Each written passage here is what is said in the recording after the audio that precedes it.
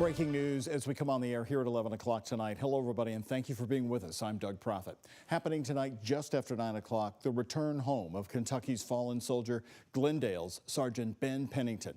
Greeted by his family, his fellow soldiers, and top U.S. leaders, this was the scene. Silence and respect on the tarmac of Dover Air Force Base in Delaware for a Kentuckian dedicated to serving our country. The homecoming, the military's dignified transfer of remains, 26-year-old Sergeant Ben Pennington of Glendale. In attendance shortly after 9 p.m., the Vice President J.D. Vance, Secretary of War Pete Hegseth, and General Dan Kane, and family members of Pennington there in person. The 26-year-old who grew up in Glendale killed on Sunday, March 1st after being wounded during an attack on the Prince Sultan Air Base, Saudi Arabia. This team carrying him off the plane composed of military members from his respective service, the 1st Space Battalion, 1st Space Brigade of Fort Carson, Colorado. The flag-draped coffin escorted to the awaiting military vehicle, the transfer taking a total of 15 minutes. Pennington is the 7th U.S. service member to die.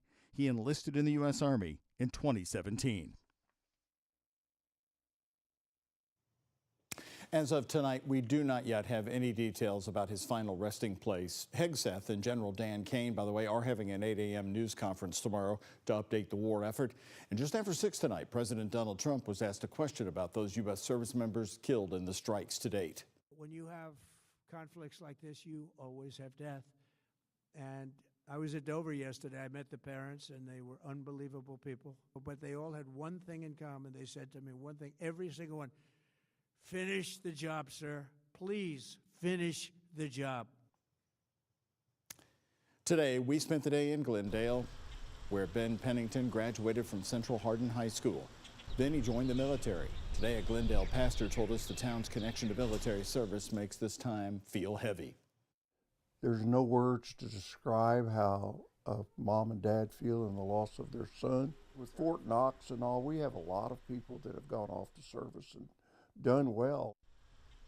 Pastor Bell has known the Pennington family for years, and as a child, Ben was in the church's child care program. They say he was fascinated with the electrical makeup of vehicles. Right here tonight, taking a look outside, we have a very warm night all across Kentuckiana to start off this week on this Monday night. But once again, we are keeping a close eye for you on some stormy weather by midweek. Let's get a first look at a warmer day tomorrow after a foggy start today. Mallory, are we going to be anywhere near 80 degrees tomorrow? We could be close. Upper 70s in the forecast tomorrow. The daily record high is 78, and right now we're forecasting a high temperature of 77. Overnight lows tomorrow night just in the 60s once again, and then we have a weather impact alert day on Wednesday due to the threat of strong to severe storms. That's as a cold front swings through the area and knocks our temperatures back down to the lower 50s for highs by Thursday. Right now we are sitting in the 60s all across Kentuckiana, so no, we have not cooled off all too much today. We have a southwest breeze that will keep those temperatures elevated overnight. Max HD satellite and radar, the cloud cover that we had earlier is now off to our east. No radar activity right now, but we can't rule out a few spotty showers or thunder showers overnight into tomorrow morning. Looking especially on the Kentucky side of the river, drier likely on the northern side of the river in southern Indiana. Now temperatures tomorrow, as we mentioned, will swing back into the 70s, and then all eyes are on Wednesday for that severe weather threat. I'll be taking you through the latest timing. That's coming up in our extended forecast. Mallory, thank you. Only at 11 o'clock tonight, continued trouble in Kentucky's child welfare system. Stunning new findings from the state auditor showing children sleeping in office buildings and state parks. Now, this is a story we first broke and told you about nearly 3 years ago. WHAS11 9 Team's Alex Dieterer and photojournalist Aspen Hester tonight break down the scathing findings of the audit and recommended solutions. Children in foster care sleeping in state offices like the downtown L&N building. We have to do better. We first revealed the controversial Cabinet for Health and Family Services temporary housing in 2023. This is an ongoing issue. Nearly 3 years after our initial reporting, this site is among 8 other non-traditional placement settings across Kentucky that prompted a 129-page report from the Office of Kentucky Auditor Allison Ball. We're greatly concerned that these kids are not getting the kind of care that they need. also not getting the kind of treatment they need. The audit found these placements can increase the risk of runaways, abuse, and even sex trafficking. The report included 3 examples. A boy who ran away, aged out, and was found dead after his birthday. So these are very serious issues. In a statement, Governor Beshear's office said, quote, "This 129-page report was provided to the media hours before it was publicly released or shared with the Cabinet for Health and Family Services." And we as a state simply have to decide if those most vulnerable children are a priority or not. If they're not, well, we'll just keep doing what we're doing.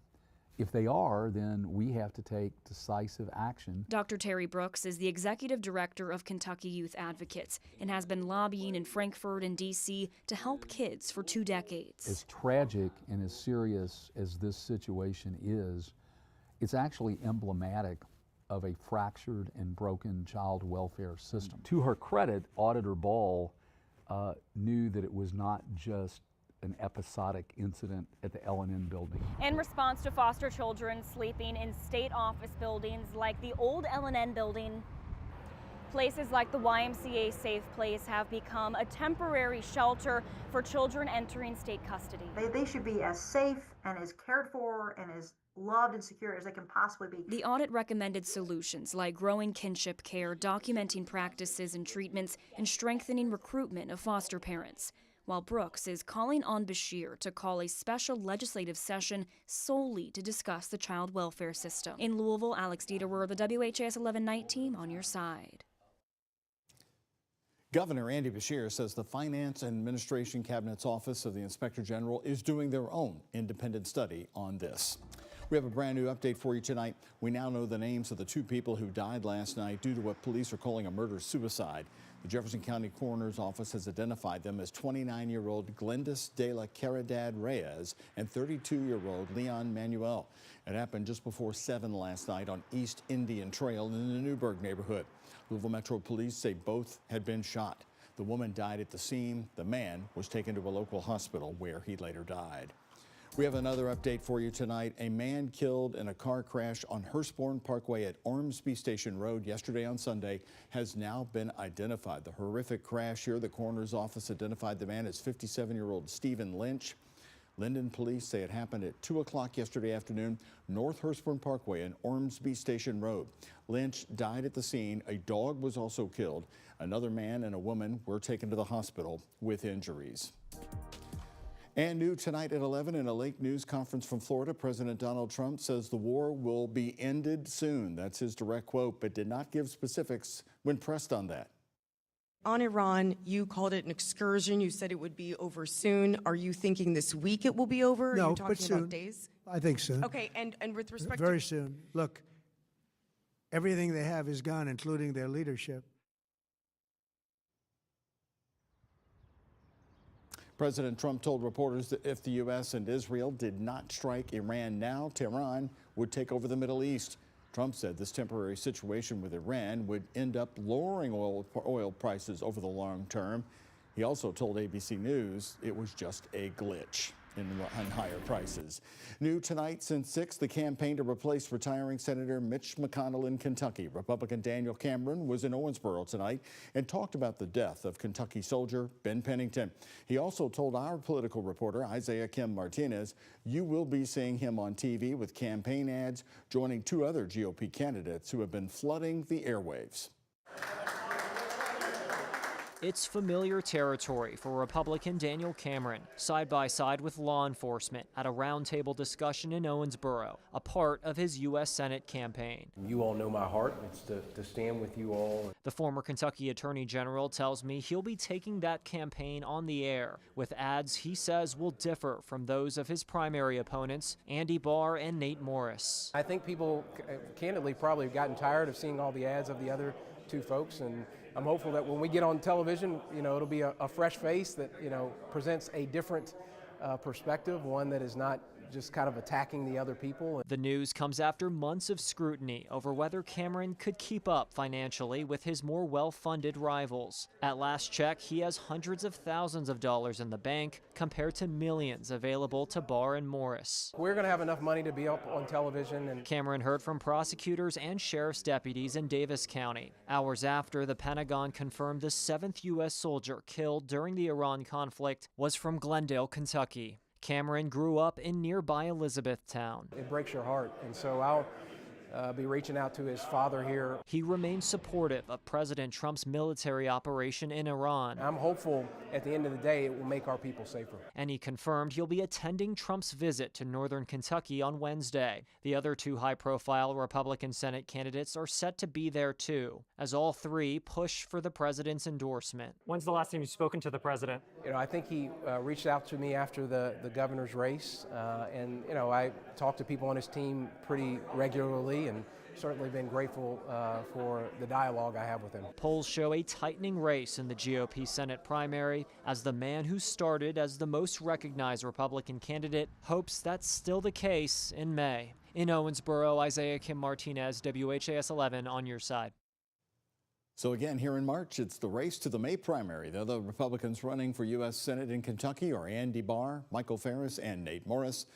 The Democrats running are Louisville's Charles Booker, Logan Forsythe, Amy McGrath, horse trainer Dale Romans, and Pamela Stevenson. Yeah! Whoa! There we go! Well, he said it best. Coming up later, the giant pet python that lodged itself in a Florida man's car near that dashboard. We've got the full rescue video for you. You'll have to stick around for that. And then Owensboro's Todd Inman fired by the White House from the NTSB. He calls the allegations of drinking on the job a political hit. New tonight, Morgan McGarvey on Inman and that UPS crash.